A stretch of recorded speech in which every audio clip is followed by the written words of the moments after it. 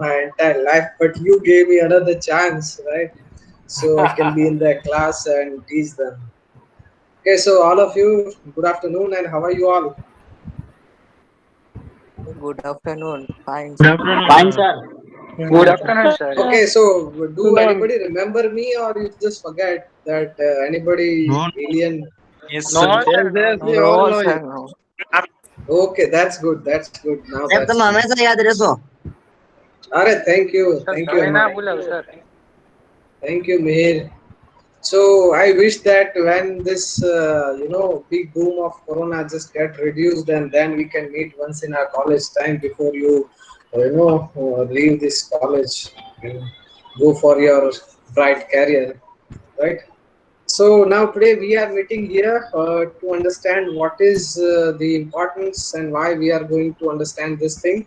So as of my old practice in very first session when we are together, I would like to explain that why this thing is important for you all, right? Why it is important for you to have this type of knowledge.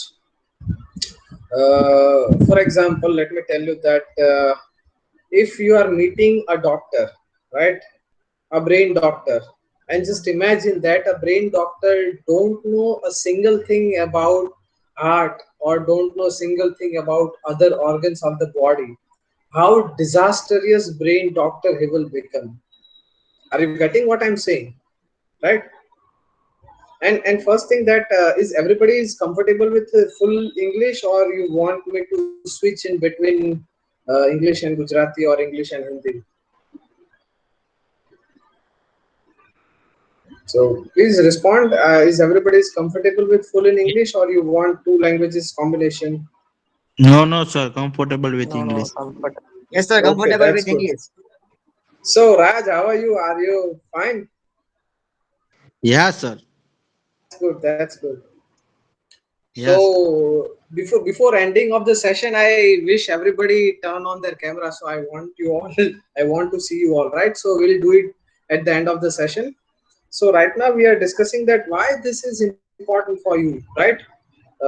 See, if a brain doctor don't know anything else about any other organs of the body, that brain doctor is complete a disaster, right? So same thing applies to all engineering streams, right? Because whenever we are talking in terms of engineering product, right? If you are civil engineer, then it is not like that the basic concept of civil engineering is only important for civil engineers. It's also important for mechanical, electrical, or other engineers too, right? Because not a single branch going to give a final product by working completely independently. They all work in a club, or they all work in a similar cosmos. For example, if you are using the smartphone is not the product of electrical engineer, is not the product of computer engineer, not IT, not ICT, or not EC. The combination of all of them, or even somewhere civil engineers also do play some role in this mobile phone in development, in developing some application related to civil engineering. Civil engineers also do play important role in developing that app.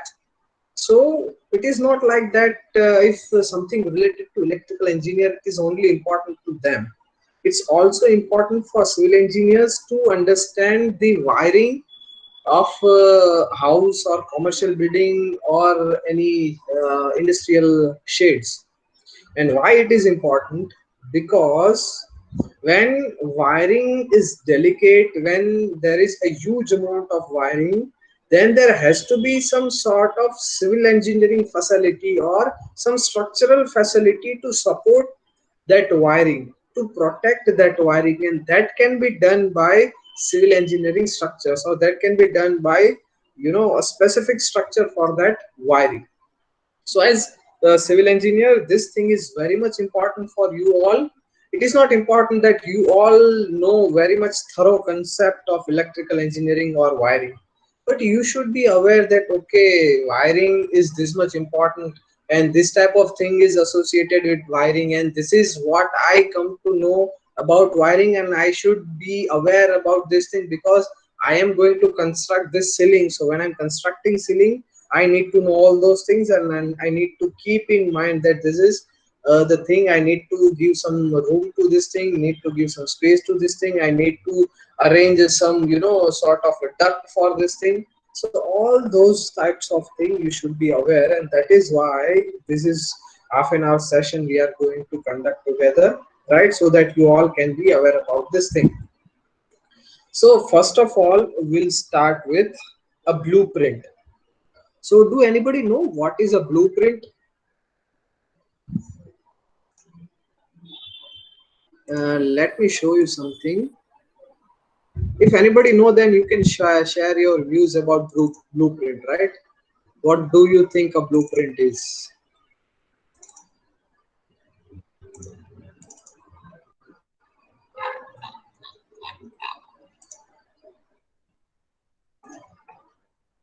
The simplest answer of blueprint is a print which is blue in color is known as blueprint.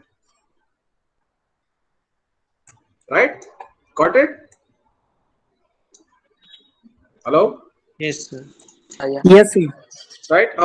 A print which is blue in color is blueprint. A print which is red in color is red print.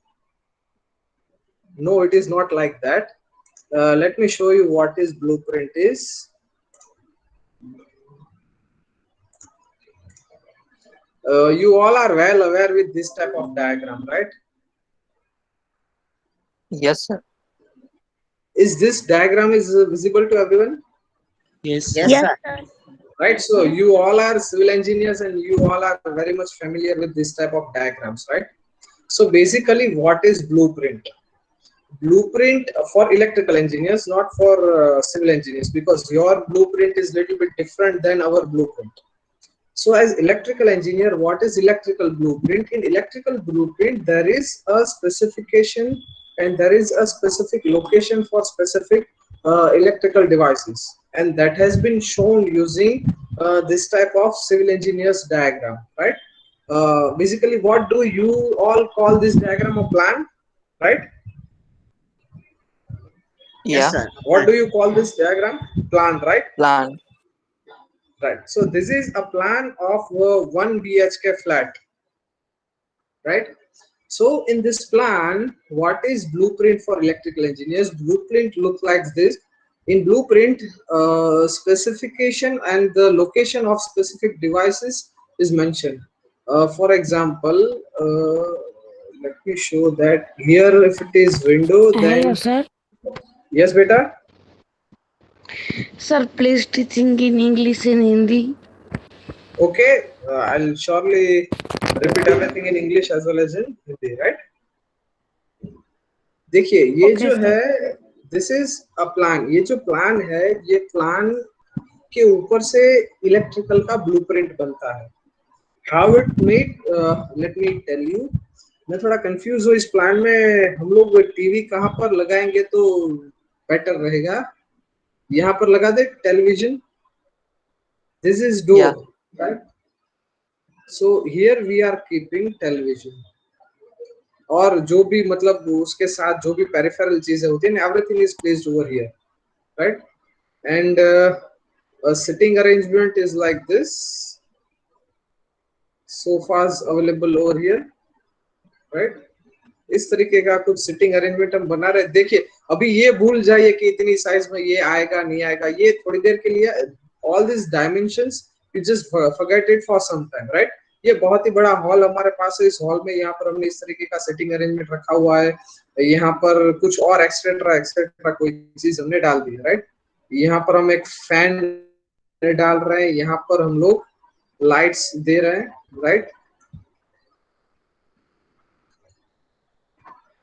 In kitchen we also do provide a ceiling fan, right? यहाँ पर ceiling fan दे रहे हैं.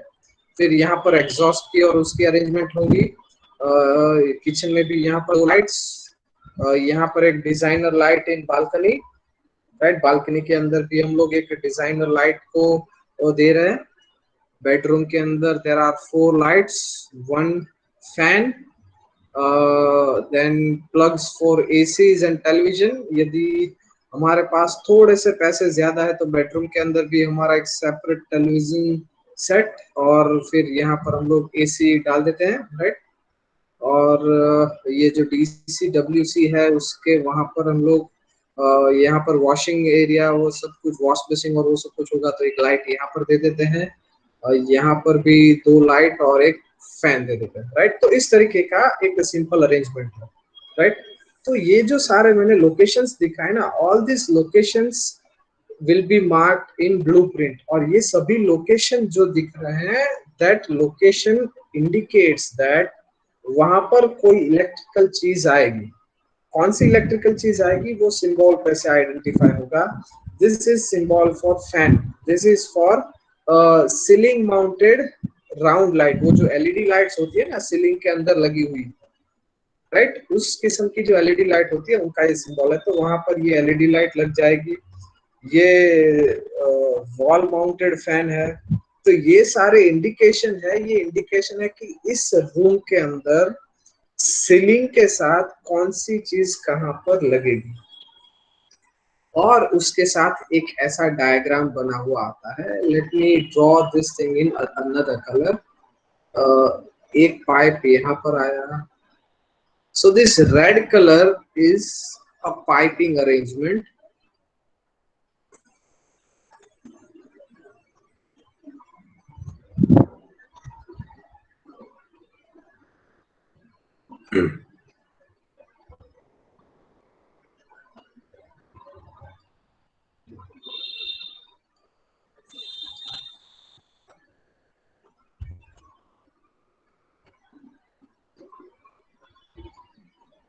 अभी मैं आपको ये सारी चीजें थोड़ा रैंडमली ड्रॉ करके दिखा रहा हूँ, फिर समझाऊंगा कि भाई इसका क्या मतलब होता है।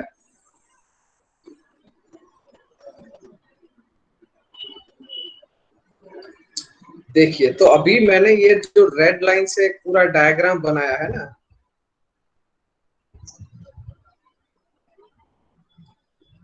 ये जो डायग्राम है, this diagram is known as blueprint. अब ये जो ब्लूप्रिंट है ये ऐसा दिखा रहा है कि भाई हमारी जो सीलिंग है उस सीलिंग में इन इन लोकेशन के ऊपर कोई ना कोई इलेक्ट्रिकल डिवाइस है वो कनेक्ट होगा, राइट। तो आपको जब आप सीलिंग फिलिंग का वर्क करते हैं ना, सीलिंग फिलिंग वर्क के टाइम आपको सीलिंग के अंदर पाइपिंग्स डालने होते हैं। तो जब आपको पाइपिंग डालने होते हैं तो उस पाइपिंग के लिए आपको जो वो क्या बोलते हैं उसको, वो जो मेटल का स्क्वायर बॉक्स बनाकर फिर एक दूसरे के साथ कनेक्ट करते हैं ना, let me show that diagram to you all.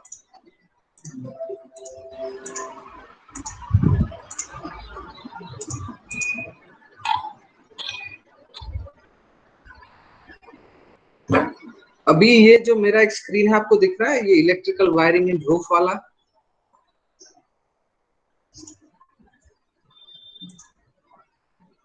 No, sir.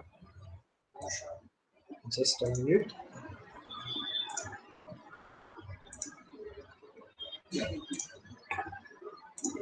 अब दिख रहा है?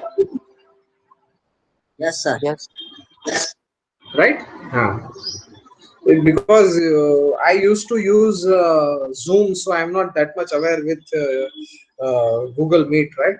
So please help me if anywhere I am stuck, and if you are not able to see what I'm saying, right? So please interrupt me in between, and then we'll repeat those things again.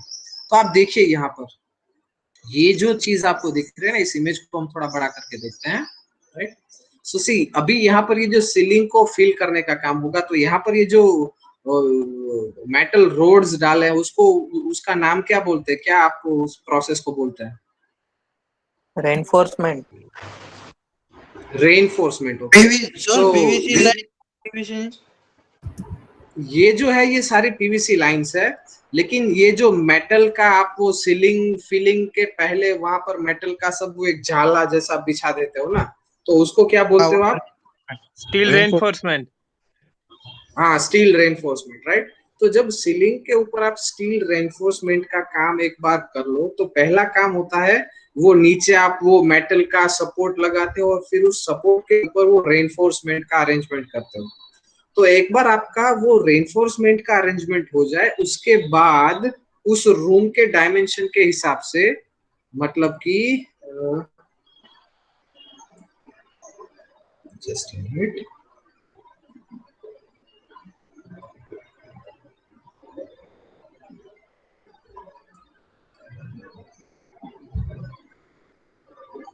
हाँ अभी ये diagram दिख रहा है आप लोगों को? जो नो डायग्राम सर। हमने अभी ना बनाया सर, नो नहीं सर। दिख रहा है ना? देखिए,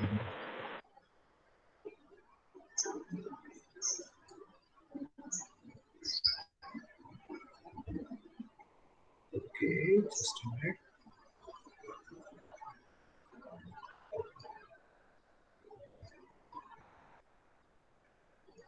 देखिए ये जो डायग्राम हमने देखा था ना, राइट, अब दिख रहा है, राइट?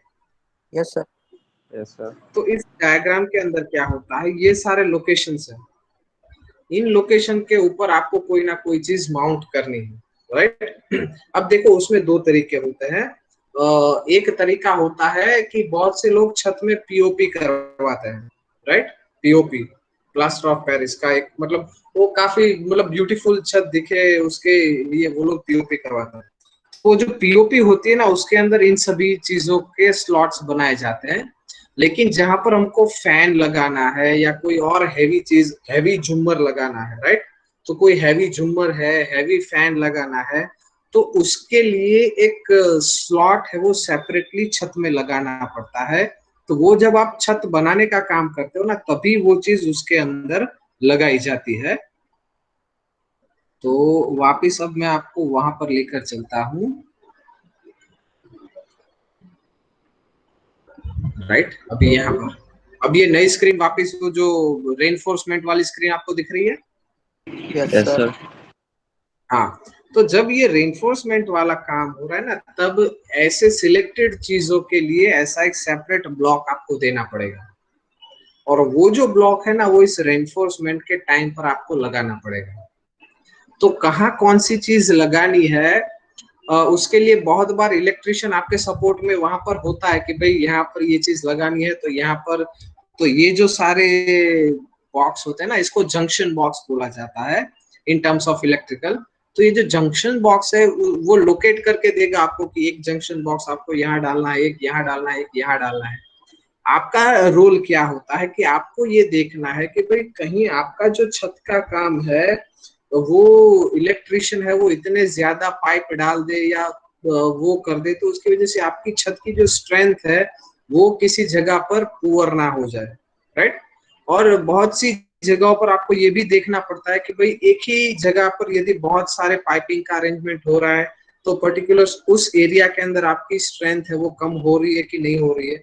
तो वो चीज आपको एक लुकआउट करना होता है। और ये जो छत भरने का काम जब आप कर रहे हो, तब उस कंडीशन के अंदर आपको ये सारी चीजें लगानी है।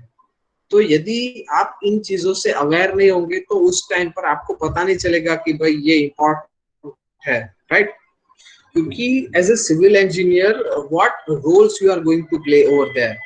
There are several rules. First thing that you are going to observe all those things, whether everything is going as per the schedule thing or not. जो भी शेड्यूल चीजें है, पहले ये होना चाहिए, फिर ये होना चाहिए, फिर ये होना चाहिए, उस हिसाब से सब वर्कर लोग काम कर रहे हैं कि नहीं, जो भी चीज बन रही है उसकी अप्रोप्रिएट स्ट्रेंथ है कि नहीं, जो डिजाइन दिया है उस डिजाइन के हिसाब से वो चीज बन रही है कि नहीं, राइट? तो वो सारी चीजें आपको मैनेज करनी है। तो जब सारी चीजें आपको मैनेज करनी होती है, तब आपको पता होना चाहिए कि भाई पहले ये काम करना है, फिर उसके बाद ये काम करना है, फिर उसके बाद ये काम करना है, राइट? तो वो सारा सीक्वेंस यदि आपको पता होगा, तो आप अच्छे से मैनेज कर पाओगे कि भाई जब हम छत का काम कर रहे हैं, तब इलेक्ट्रिशियन को भी साथ में बुला लो, उसको साथ में रख लो, वो सारे लोकेशन दे देगा, पाइपिंग का अरेंजमेंट कर देंगे, ताकि आपका काम है वो आसान हो जाए और आपका काम फ्लुएंटली चलता रहे, राइट? तो एक ये चीज है जिस चीज के बारे में आपको खास ध्यान में रखना, राइट? तो दूसरी चीज अब मैं आपको बताता हूँ कि ये जो है ना, ये सबसे ज्यादा इंपॉर्टेंट चीज है। दूसरी इंपॉर्टेंट चीज क्या होती है,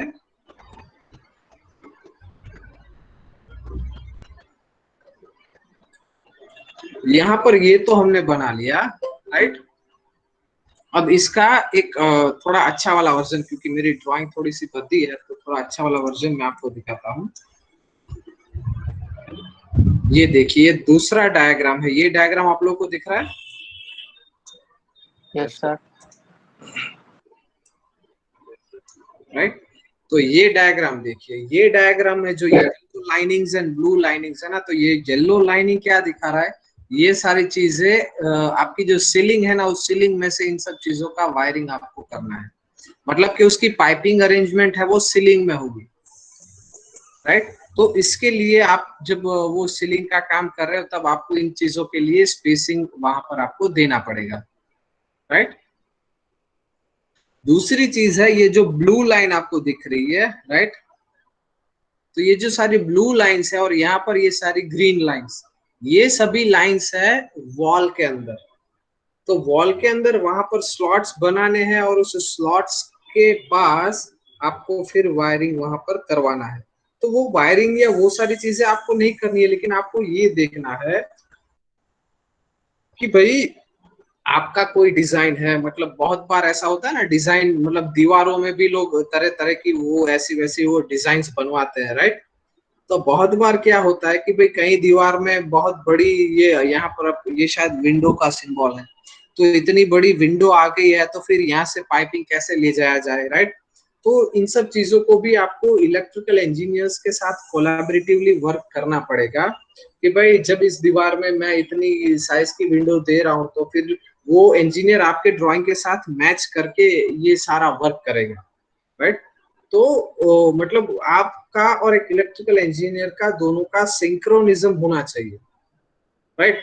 तो इसके फंडामेंटल के बारे में जानना आपके लिए जरूरी नहीं है कि कौन सी साइज का वायर होना चाहिए, कौन सी साइज का वो होना चाहिए, that will be look after by electrical engineer, but there has to be synchronism between you and electrical engineer. के भाई आपका कुछ ड्राइंग तैयार होता है तो आप उसको भेजो, वो अपने हिसाब से उसके ड्राइंग के अंदर वो सारा वो पाइपिंग और वो सारा डायग्राम डाल दे, ताकि जब इन एक्चुअल प्रैक्टिस उस चीज को हम लोग इम्प्लीमेंट करने के लिए जा रहे हैं तो वो चीज अच्छे से इम्प्लीमेंट हो पाए, राइट। तो ये देखिए इस हिसाब से ये डायग्राम आपको दिखता है, तो ये डायग्राम देखकर आप थोड़े समझते होने चाहिए कि ये चीज क्या है और ये चीज क्या कहना चाहती है, राइट। तो ऑल दिस थिंग्स, ये जो सारी चीजें हैं, ये सारी चीजें क्या दिखा रही है, ये सारे पाइपिंग अरेंजमेंट है वो दीवार के अंदर है, और ये जो सारा पाइपिंग अरेंजमेंट है, ये सारा पाइपिंग अरेंजमेंट है वो छत के अंदर है। तो आपका रोल क्या आएगा, तो जब आपको इस किस्म का डायग्राम मिलेगा तो आपको उस हिसाब से दीवार के अंदर उसके जो होल्स बनाने होते हैं ना, उसके जो स्लॉट्स बनाने होते हैं, वो स्लॉट्स आपको बनवाने होंगे। उसका मैं आपको एक इमेज दिखाता हूँ।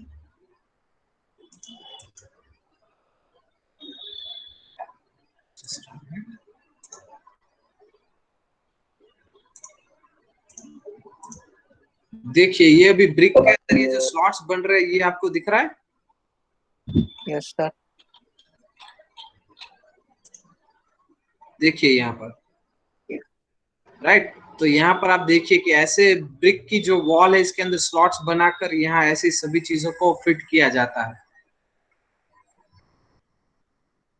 ऐसे अलग अलग डायग्राम्स आपको देखने को मिलेंगे। तो अब देखिए ये चीज आपके पॉइंट ऑफ व्यू इंपॉर्टेंट है कि भाई इसको क्या बोलते हैं, प्लिंथ बोलते हैं ना? नहीं sir, what lintel. This thing, वो जो लिंटल। लिंटल, हाँ राइट। तो ये जो लिंटल है वो क्या है, हाँ लिंटल है जो विंडो से थोड़ा बाहर निकल के आता है, देखिए यहाँ पर, राइट, इतना।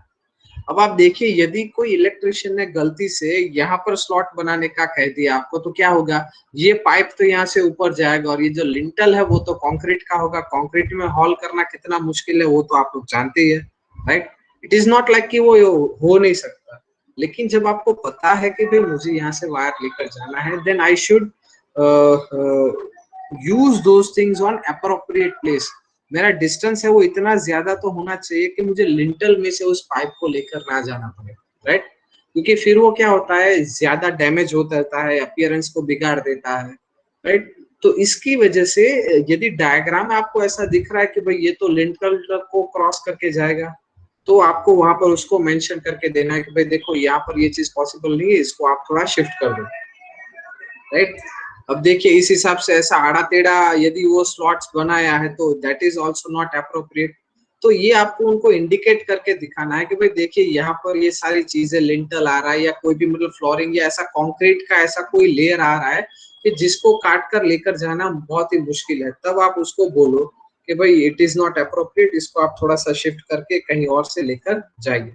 सो दैट इज योर रोल कि आप उनको इंडिकेट करके बताइए कि भाई ये चीज इंपॉर्टेंट है और ये चीज इंपॉर्टेंट है, तो मतलब आप यहाँ से ये कर सकते हो और ये नहीं कर सकते। क्लियर ये चीज है आपको? Yes. तो ये जो बेसिक चीजें है ना, ये बेसिक चीजें मैंने आपको बता दी। अब मैं आपको बता दूं कि जनरली जो स्विच बोर्ड होता है वो स्विच बोर्ड का हाइट है वो क्या एज्यूम किया जाता है, राइट। देखिए जनरली स्विच बोर्ड का हाइट है ना वो 4 फीट के आसपास एक जनरल रूल है कि भाई आप 4 फीट के आसपास किधर भी आप स्विच बोर्ड लगाओ। But one thing is common कि भाई एक रूम के अंदर जनरली जब तक पॉसिबल है तब तक सारे स्विच बोर्ड आप एक ही हाइट के ऊपर लगाओ। लेकिन जैसे जैसे हमारी एप्लीकेशन बदलती है तो वो स्विच बोर्ड की हाइट्स भी हम लोग चेंज कर सकते हैं। जैसे कि हमारे बेडरूम में बेड के बाजू का जो स्विच बोर्ड होता है तो वो बैठे बैठे हमको इस्तेमाल करना है, तो उसको बेड के बाजू में हम कंफर्टेबली बैठे बैठे ऑपरेट कर सकते हैं, उस हाइट पे लगाया जाता है। जो दरवाजे के बाजू में स्विच बोर्ड होता है तो उसको हम कहाँ पर लगाते हैं कि भाई दरवाजे के पास हम जनरली एंटर होते हैं तब कोई स्विच को ऑन करना है ऑफ करना है तो उसको स्टैंडिंग पोजीशन में ऑपरेट करना है तो उसको 4 फीट के आसपास लगाया जाता है, राइट। तो ये जनरल रूल है जिसका आपको दिमाग में रखना है। आपको ये चीज याद रखने की जरूरत नहीं है कि यहाँ पर स्विच बोर्ड इस साइड पे आना चाहिए। वो जो इलेक्ट्रिशियन होगा ना वो आपको बता देगा कि भाई एक स्विच बोर्ड यहाँ पर आएगा, जंक्शन बॉक्स यहाँ पर आएगा, ये चीज यहाँ पर आएगी, दूसरी चीज वहां पर आएगी। तो आपको उसके हिसाब से वो सारे कट्स लगाने हैं। लेकिन जब वो आपको बोल रहा है आपका रोल क्या है, right, let me turn on camera so थोड़ा मैं कुछ वो बात कर रहा हूँ आप लोगों को दिखे, राइट। तो आप लोगों का रोल क्या आएगा? आप लोगों का रोल ये आएगा कि जब वो आपको बता रहा है कि भाई I want one switch board over here and junction box over here, तो आप देखो उस चीज को और आपको लगता है कि हाँ भाई यहाँ पर कोई प्लिंथ नहीं आ रही है या यहाँ पर और कोई बैरियर नहीं है कि जो मेरे स्ट्रक्चर में मुझे प्रॉब्लम करेगा, तो आपको बस डायरेक्टली मेंशन कर लेना और फिर वहां पर आपको स्लॉट्स लगवा देना। तो यदि आपकी कोई मतलब रिक्वायरमेंट ऐसी है कहीं पर आपको ऐसा लगता है कि नहीं भाई यहाँ पर ये प्लिंथ आ रही है, यहाँ पर ये अभी आपने लेंटल बोला था लेंटल आ रहा है तो इट इज नॉट अप्रोप्रिएट, तो आपको बोलना है कि भाई this thing is not appropriate, you need to correct this thing and you need to replace the size और just shift little bit left or right side so that that problem will does not arises, right। तो इस हिसाब से आपको उनके साथ coordinate करके manage करना, right। So this is your role that you should coordinate with them and appropriately you should finish those tasks as soon as possible। अब मैं थोड़ी आपको और इंटरेस्टिंग चीजें बताता हूँ कि भाई कितने कितने किस्म के जनरली वायरिंग्स देखने को मिलते हैं। So let me share one more window with you.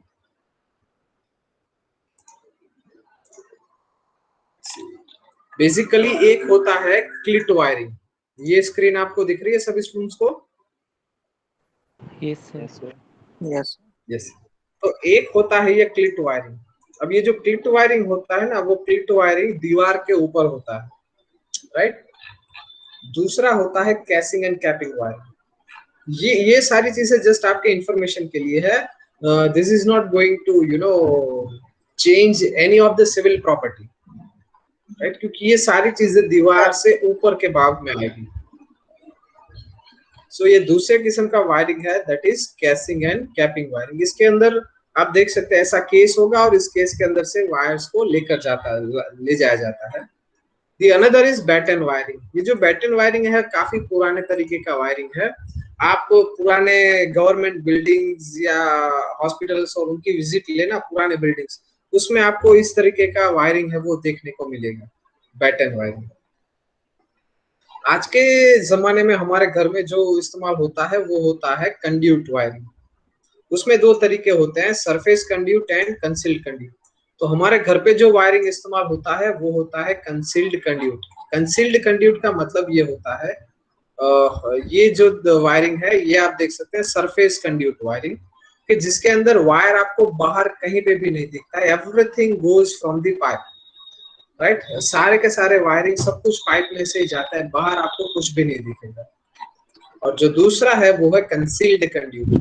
99% जगहों पर घर पे कंसील्ड कंड्यूट वायरिंग का इस्तेमाल होता है, ऑफिसेस में भी यही होता है। कंसील्ड कंड्यूट में क्या होता है, ऐसी ही पाइपिंग अरेंजमेंट, जो पाइपिंग अरेंजमेंट आपको यहाँ पर दिख रहे हैं ना, वैसी ही पाइपिंग अरेंजमेंट होती है, लेकिन वो सारी की सारी कहाँ पर होती है, दीवार के अंदर, राइट।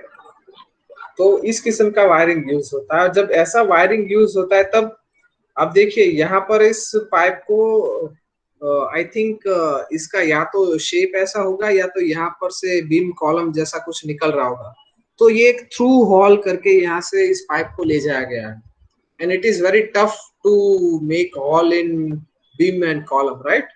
सो वहां पर आपको थोड़ा इंडिकेट करना है कि भाई यहाँ पर ये बीम कॉलम का स्ट्रक्चर आ रहा है, so it is tough to take wire through this, so you need to do some separate arrangements. या तो फिर जब वो बीम कॉलम फिलिंग का काम हो रहा है ना, उस फिलिंग के टाइम पे ही आप 2 से 3 पाइप इन बिटवीन दे दो, ताकि उसके बाद में उसमें हॉल ना करवानी पड़े।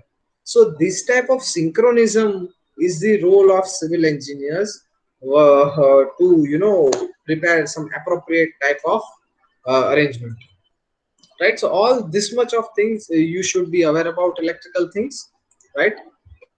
इसके अलावा यदि आपको कोई क्वेश्चन लगता है कि भाई आपको कोई क्वेश्चन पूछना है, तो आप अपने साइड से क्वेश्चंस पूछ सकते हैं कि भाई सर मुझे थोड़ा इसके बारे में आप बताइए, वरना इन जनरल इतनी चीजों के बारे में आपको पता है। तो मेन रोल आपका आता है सिंक्रोनिज्म का, कि जब ये काम हो रहा है और वो काम हो रहा है तो इन दोनों के बीच आपका सिंक्रोनिज्म होना चाहिए, right? So now if any questions from your side, then we can proceed with your question and answer session. Yes sir. Sir, જે જંકશન પ્રોવાઈડ કરવાના હોય, Yes. જ્યારે પણ જંકશન પ્રોવાઈડ કરવાના હોય કે પછી સ્વિચ બોર્ડ પ્રોવાઈડ કરવાના હોય, ઈ ઇલેક્ટ્રિકલ એન્જિનિયર કરે? यस, वो लोकेशन है ना, वो इलेक्ट्रिकल इंजीनियर आपको दिखाएगा कि भाई ये देखो यहाँ पर आपको स्विच बोर्ड दिख रहा है, हाँ दिखाई जाए, राइट। तो यहाँ पर स्विच बोर्ड लगाना है, वो इंडिकेट करके आपको बताया जाएगा कि हाँ भाई ये स्विच बोर्ड यहाँ पर आएगा। अब देखो ये है ना पुराना तरीका है कि भाई एक साइट पर इलेक्ट्रिशियन आता है और जो सिविल इंजीनियर उसको दिखा देता है भाई एक स्विच बोर्ड यहाँ पर लगाओ, एक यहाँ पर लगाओ, एक यहाँ पर लगाओ, एक यहाँ पर लगाओ। मॉडर्न डेज के अंदर जब आप आर्किटेक्चर के पास अपना इंटीरियर डिजाइन करवाते हो ना, तब वो आर्किटेक्चर ही उसका लोकेशन आपको निकाल कर देगा, और हर एक चीज का वो जो लोकेशन, वो सारी की चीज है ना, वो आपको करके देगा। सिविल इंजीनियर एक प्लान बना कर देता है, फिर आर्किटेक्चर इंजीनियर जो होता है वो उसको देखता है और सोचता है कि भाई ये चीज यहाँ पर लगाया जाए तो ज्यादा फिजिबल होगी, तो वो सारे लोकेशन है ना, तो आर्किटेक्चर के पास से जो प्लान आता है ना उसमें आपको मिल जाएगा। तो उस प्लान को पढ़ना आपको आना चाहिए, क्योंकि आपको क्या करना है, आपको उसको इम्प्लीमेंट करवाना है, right. As a civil engineer जो चीज कागज के ऊपर आपको मैं दे रहा हूँ, you need to make it real, that is your role, right. तो वहां पर उसको पढ़ना आना चाहिए कि अच्छा ये स्विच बोर्ड है और उसको इस साइड पर लगाना है, तो यहाँ पर आपको एक बक्सा या तो एक स्लॉट है वो खाली करके देना है। There are electricians with your support, but यदि आपको उस चीजों के बारे में बेसिक इंफॉर्मेशन है, then you can work independently और बहुत अच्छे से आप काम कर सकते हो। तो इलेक्ट्रिकल इंजीनियर हो એને પ્લાન માં ખબર પડતી હોય, સપોઝ કોઈ એન્જિનિયર ઇલેક્ટ્રિક એન્જિનિયર ને આપ્યો પ્લાન, સપોઝ ઇન્સ્ટિટ્યુશન બિલ્ડિંગ છે 50 એકર માં, हाँ, તો ઇલેક્ટ્રિકલ એન્જિનિયર ને સમજતા આવડતું હોય પ્લાન? मतलब आपको सिविल वाला प्लान, अभी जो मैंने वो 1 BHK फ्लैट का प्लान दिखाया था, वैसे प्लान की बात कर रहे हो ना? हाँ हाँ, तो वो भी समझते हैं, उन लोगों को भी पढ़ने में आता है। जब आप डिग्री करते हो ना, तब थोड़े कॉमन सब्जेक्ट्स आते हैं, तो इंजीनियरिंग, ड्राइंग और ऐसे कॉमन सब्जेक्ट पढ़ने का पर्पस ही ये होता है कि भाई आप समझो ये प्लान होता है, ये लेआउट होता है, ये इस तरीके की चीज होती है, राइट। तो ऐसा नहीं है कि मतलब आप जितना डीपली समझते हो वो उतना डीपली समझते हैं, लेकिन वो देख के थोड़ा बहुत समझ पाते कि अच्छा ये हॉल हो जाता है, ये बेडरूम है, ये किचन है, यहाँ पर मोटी दीवार है, यहाँ पर पतली दीवार है, यहाँ पर विंडो लगाई हुई है, तो वो भी समझकर अपनी जो वायरिंग है उसको अकॉर्डिंगली सेट करता है। Okay sir. Yes, any other questions from other students?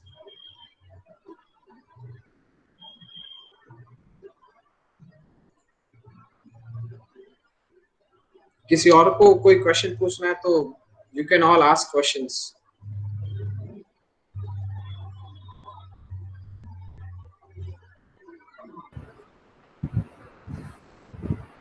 Okay, so I think there are no more questions, Mudhurat sir. It's Okay, like sir. it's clear like a water to everyone. In nowadays, to get a clear water is also a tough thing. And who knows it better than all these civil engineers, right? Water treatment and all those things you all are well aware, right? Yes. So that's great. Exactly.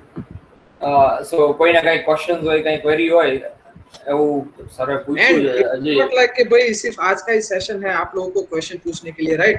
यदि आपको in future कोई काम sir के साथ कुछ काम कर रहे हो और कोई लगता है कि ये electrical side point of view आपको कोई क्वेरी है तो any time you just give me a call. यदि मैं फ्री हूं तो उठा लूंगा, वरना एक मैसेज कर दीजिए तो मैं आप लोगों को रिप्लाई कर दूंगा कि भाई इसमें ऐसी चीजें होती है, right? So you all are any time welcome with your doubts. Thank you so much, sir. Okay. So before ending session, one short request from my side. Everybody, please turn on your camera so I can see all of you, because I think 2-2.5 साल हो गए आप लोगों को class में बैठे हुए देखे. तो एक बार अपना कैमरा ऑन कर लीजिए सभी students. I want to see everybody कि कैसे दिखते हो आप लोग. सब बढ़िया है ना? खैरियत? अरे वाह, काफी बड़े बड़े हो गए हो यार आप सभी लोग तो. हाँ, बहुत अच्छे, वेरी गुड हार्दिक. और बहुत से स्टूडेंट तो कभी कभार कॉलेज में सामने मिल जाते, दिख जाते, लेकिन बहुत से स्टूडेंट है कि वो जनरली साथ में नहीं मिलते, देखने को नहीं मिलते, राइट? हेमांग है तो हेमांग बहुत बार वो सर की कैटेगरी में जाता हो तो वहां पर दिख जाता है, राइट? तो काफी अच्छा है. चलो, देखकर बड़ी खुशी हुई आप सभी स्टूडेंट्स को, right? I am very happy. आप लोगों को देखकर बड़ा मजा आया. आप लोग यार कभी मिलने आया कीजिए हमसे, है ना? तो बहुत खुश हो जाएंगे हम आप लोगों को देखकर. Hello everybody. ओहो आदर्श, आहिर, कैसे हो बेटा? बस एकदम बढ़िया सर, आप बताओ. Good good good. Dev, Priyam, Mihir, Jaymin, good good good everyone. I am happy to see you. Pushpraj, Raj, good. Priyam, ओहो प्रियम, काफी बड़े हो गए हो यार. गुड. हरश्याम, अभी यार तुम आज का सेशन भी गाड़ी में से अटेंड कर रहे हो? सर बाहर હતો એટલે સર. तो मतलब तुम यदि ड्राइव कर रहे हो तो फिर चलाने में ध्यान दो, वरना फिर उल्टा हो जाएगा कुछ ना कुछ. हाँ सर. ये तो ड्रिंक एंड ड्राइव जैसा क्राइम हो गया. फिर तो attending lecture while driving is similar to drinking and driving. चलिए बहुत बहुत धन्यवाद आप सभी स्टूडेंट्स का, right? Thank you everybody. So that's all from my side. Thank you everyone. Mruduraj sir, we are heartily thankful to you. Thank you sir कि मुझे इन सभी स्टूडेंट से वापस एक बार मिलने का मौका मिला. Thank you sir. Okay sir. Thank you sir. Thank you, sir. Thank you, sir. Thank you everyone. Thank you, sir. Thank you everyone. Okay, so તમને એક વસ્તુ સમજાઈ ગઈ કે સ્લેબમાં કઈ રીતે આપણે એને મૂકવાના છે. હવે તમે જ્યાં જ્યાં જે જગ્યા ઉપર સ્લેબમાં તમને વિચાર છે કે અહીંયા આપણે લાઇટ જોઈએ, એ જગ્યાએ એનું બોક્સ યુનિટ અને એને કનેક્ટ કરતી સ્ટ્રોઝ કે જે તમારે અહીંયા મૂકવાની હોય, કે જેનાથી આપણે ખબર પડે કે આ આનું આખું યુનિટ આવી રીતે બનશે. બરાબર છે? એ જ વસ્તુ મેઇન છે. બીજી વાત, કંઈ પણ તમને એમ થાય કે વાયરિંગ વધારે લઈ જવું છે એટલે જાડી સ્ટ્રો મૂકી દઈએ, એમ નહીં. અડધાનો જ પાઇપ બધી જગ્યાએ જાય. ક્યાંય તમે જાડો પાઇપ ન મૂકી શકો. ક્યાંક તમને એમ જાય કે વાયરિંગ વધારે છે તો ડબલ પાઇપ મૂકો, પણ તમે પાઇપ અડધાનો જ મૂકવો પડે.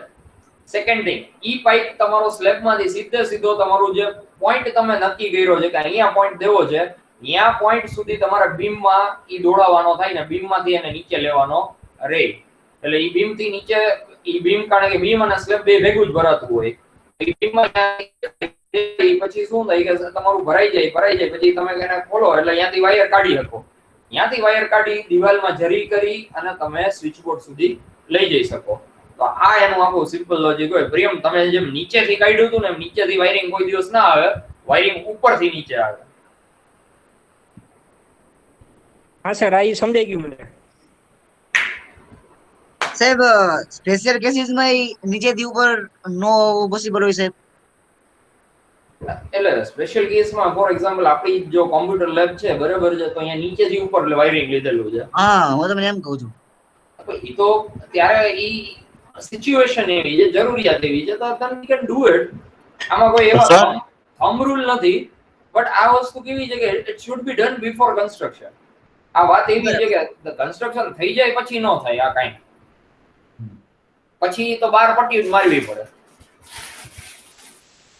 હા રાજ. હા ના સર.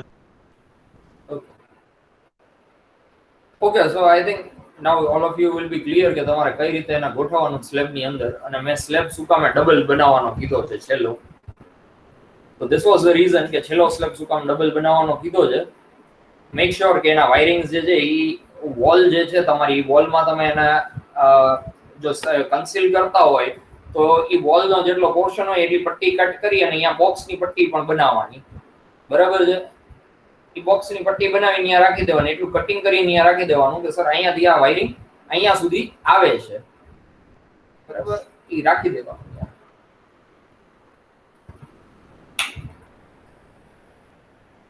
સર હા મુદિલ સર, એને તો આપણે વ્હાઈટ કલરની ટેપ મારી દે તો ન ચાલે? ભાઈ હું ઈ જ કહું છું, આપણે અહીંયા લાઈટ અંદર કરવી જેના માટે નથી કરતા. વ્હાઈટ કલરની ટેપ તારે તો વ્હાઈટ જ છે, આમાં પીવીસી ભાઈ. હા સર. ક્યાંથી વ્હાઈટ કલરની ટેપ મારી? શું દેખાય? તો બ્લેક માર દે બીજું. હા બ્લેક. હા સર, બ્લેક લાલ પીળી ગમે મારી દો. હા પણ જરાક એમ જ જો સેમ ઓલા સ્કેલમાં થાય એવું જોજો. એકદમ એટલે મતલબ જાડી નહીં મૂકી દેતો, પતલી એવી જેટલું વાયરિંગ નું જોવું જોઈએ, સ્કેલ જેવો હોવો જોઈએ. તમે લીધો છે એ પ્રમાણે મૂકજે. એ તો સરસ. આમ પટ્ટી ખાલી વાયર જ ઢકાય એટલો જ. અરે બાકી તું તારે તો વ્હાઈટ જ છે, તું માર્કર થી બનાવી લે. માર્કર થી? હા માર્કર થી વ્હાઈટ. તારે તો લાઈન જ લેવી છે ને, બ્લેક માર્કર થી લાઈન લઈ લે. એ શું કીધું સર? એ નથી સમજાતું. માર્કર થી લાઈન દેવી તુજા ટેપપટ્ટી નો કહેતો તો ઈ ટેપપટ્ટી નો કહેતો તો એ કે ટેપપટ્ટી નહીં પણ સાયકલ થી ખેંચી લેવાની એમ કહે છે સાહેબ. સર ખાલી ડ્રો જ કરવાનું ને? ડ્રો ખરેખર તો નથી કરવાનું. મને તો ઈચ્છા છે કે તમે સ્ટ્રોઝ જે છે એ કન્ટિન્યુ ત્યાં સુધી કમ્પ્લીટ કરો, સ્વિચ બોર્ડ સુધી. તો સર તો એ અમે તમે કીધું કે નાનકડું બોક્સ જેવું બનાવે એને બદલે 25 સ્ટ્રોજ ન્યા ઉપર ચોટાડી દીધો. ઉપર નહીં, હું ઈ જ કહું છું કે એના કન્સીલ કરતા હોય તો ઉપર ન થાય, અને કન્સીલ ન કરતા હોય તમારે ઉપર કરવું હોય તો બેન્ટનિંગ વાયરિંગ તમે જોયું બરાબર છે, કે પછી કેસિંગ વાયરિંગ તમે જોયું, તો એ ટાઈપ્સ ઓફ વાયરિંગ ચેન્જ કરી નાખો, કોણ ના પાડે છે? પણ ઈ કન્સીલ વાયરિંગ ન થાય. ઇન શોર્ટ સર બીજા વાયરિંગ કરો તો ભાઈ સારું ન લાગે ને? રાજ, it's not about that કે આપણે સારું દેખાડવું છે. It's about that કે we want to study the types of things. Sir તો સર ભાઈ અંદરથી શું કરવાની જરૂર? વાયરિંગ તો બહાર મૂકી દે તો ચાલે ને? ના અંદરથી કેમ વાયરિંગ સમજાણું નહીં મને.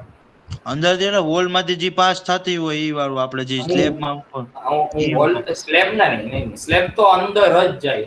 એ ગમે એ સિચ્યુએશન માં સ્લેબ નું તો અંદર જ જશે. Okay sir.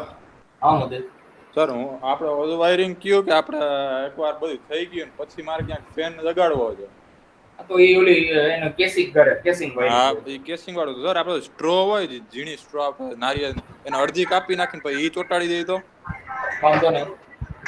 એમ કેસ જેવું થઈ ગયું ને સર એને. એ ભાઈ એ TikTok star Vraj. Yes sir. બંધ કર ભાઈ, બંધ કર તારું આજે હોય.